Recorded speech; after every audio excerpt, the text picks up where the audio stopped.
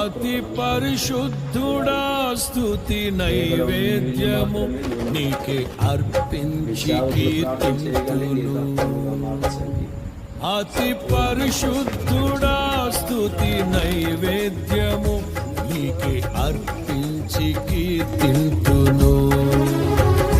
నీవు నా పక్షమై నన్ను దీవించగా, నీవు నా తోడువై నన్ను నడిపించగా, జీవింతును నీ కోసం